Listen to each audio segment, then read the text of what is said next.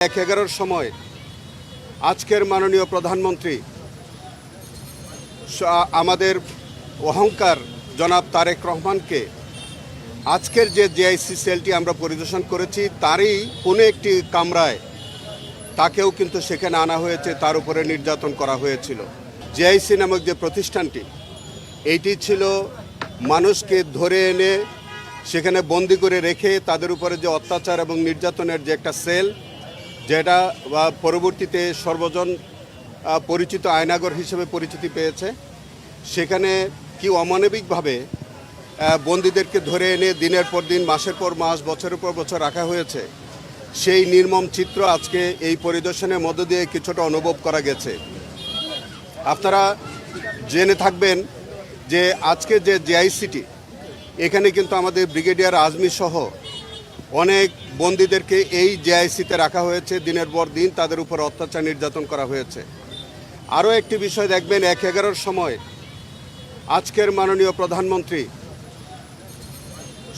আমাদের অহংকার জনাব তারেক রহমানকে আজকের যে জেআইসি সেলটি আমরা পরিদর্শন করেছি তারই কোনো একটি কামরায় তাকেও কিন্তু সেখানে আনা হয়েছে, তার উপরে নির্যাতন করা হয়েছিল।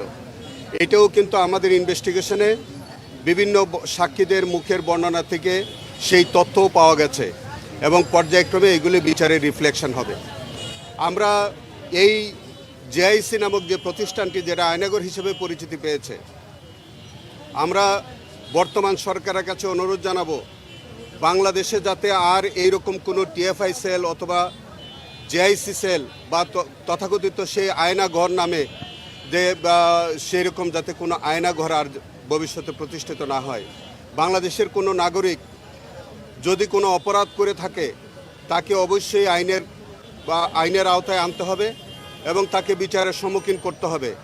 কিন্তু এক্সট্রা জুডিশিয়াল কোনো কিলিংয়ের শিকার যাতে কোনো নাগরিক না হয়, কেউ যাতে এইভাবে কোনো আইনশৃঙ্খলা বাহিনী দ্বারা অহেতুক হয়রানির শিকার না হয়, কেউ যেন এই বন্দিশালায় দিনের পর দিন, মাসের পর মাস যাতে কেউ হয়রানির শিকার না হয়।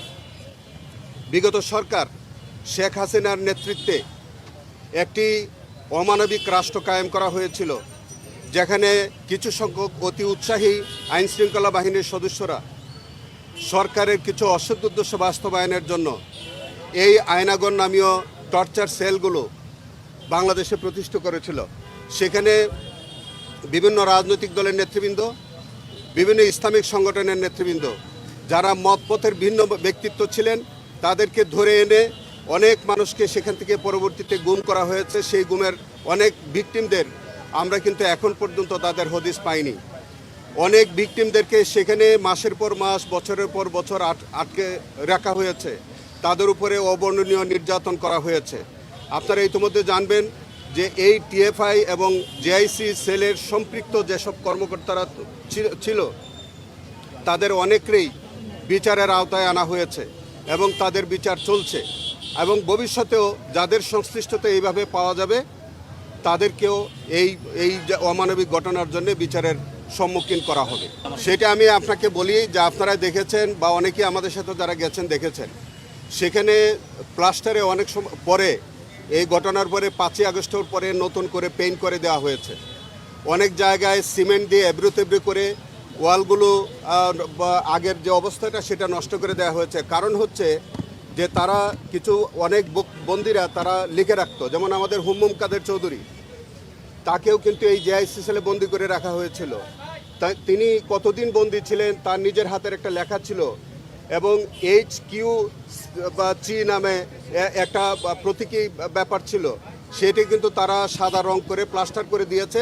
যদিও প্লাস্টারের পরেও তার এই লেখাটা কিন্তু এখনও জেআইসি সেলের একটি রুমের মধ্যে বন্দি, মানে এখনই কিন্তু বিদ্যমান আছে এবং সেখানে হুম্মুম কাদের চৌধুরীর বর্ণনা থেকে কিন্তু আমরা এটা পেয়েছি।